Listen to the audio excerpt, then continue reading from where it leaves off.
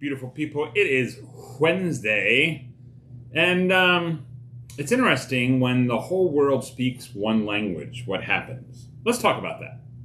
5 minutes with Frankie. 5 minutes with Frankie. 5 minutes with him to talk about the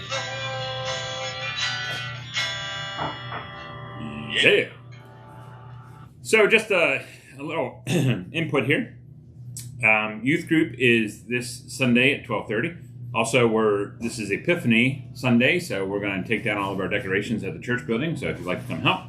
And then we start up again 101, 9:30 in the morning, and then 2:02 on Sunday morning, and then 2:02 on Tuesday nights at 6:30.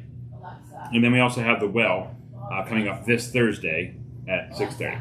So, just a little plug there. But anyway, language is this really cool thing. I'm going to go to Guatemala for a mission trip in March with 7 other people.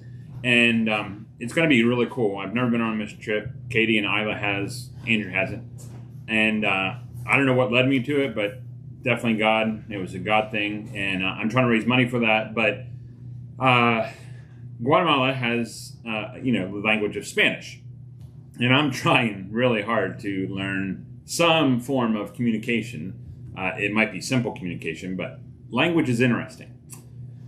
And especially American language, which we borrow from all kinds of other languages to make our language. I think that's why it's so hard. Language is this funny thing. And there has been 3 major events in the world that everybody spoke the same language and something big happened.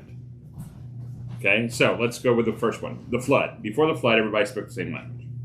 And then the flood came and only 8 survived. Then we have the Tower of Babel. Everybody spoke the same language, and they wanted to not multiply and subdue the earth. They wanted to stay in the same spot. And then God said, no, I commanded you to go multiply. And so he confused their language. But at that time, everybody spoke the same language, and they became powerful. And so that's where we get all of our languages, all of our different cultures and things. And then when Jesus came, there was Koine Greek, which meant it was a trade language that everybody spoke. So it was easy enough to get the message out because of the language of Greek. And then today, what is our trade language? English. A lot of countries learn English to do trade and to do that. So it's interesting that those 3 were big, huge events. And it's interesting if English is almost around the world, maybe something else is going to happen. Just saying.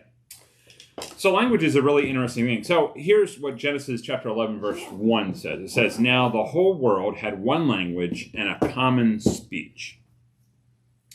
So what did they do with that? They could have worshiped God. They could have subdued and multiplied. They could have said, oh, great, we all know the same language, so we can trade and we can, expand our ways of life. We could have all kinds of stuff. But no, they chose to become what they thought was the most important, which is to get to heaven and be like God. Isn't that another story in Genesis? Adam and Eve. Oh, yeah. They thought, oh, they know better than God, so let's eat. And so this whole idea that, we think we're better than God. We know better. God, he just suggests stuff and then we should know better, right? No. A lot of times when we suggest it as humans or we try to take the power back from God, we mess up, okay? And so here, they just messed up. They had a common language. Everybody could have spoke the same language. Just think if we could have spoke the same language today, the same language they spoke. That would have been cool. We could have gone anywhere and we would have done all kinds of stuff. But maybe some of the culture and some of the things wouldn't have happened. So, my encouragement for today is when God gives you something, don't use it for yourself. They used it selfishly, that gift of all this language. And God said, nope, I told you to subdue the earth, multiply, and go forth, not to stay together in one spot. And they thought they were going to be better than God. So try not to be better than God. He knows what's right and what's wrong.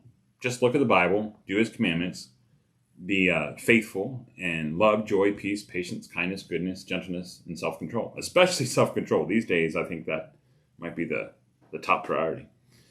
Anyway, I love you. Jesus loves you too. You have a great day. And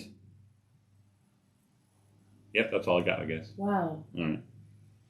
That was a climax. Say point. goodbye. All right, goodbye. Love you. Bye. I really had a brain freeze, I think. I didn't know what you were saying.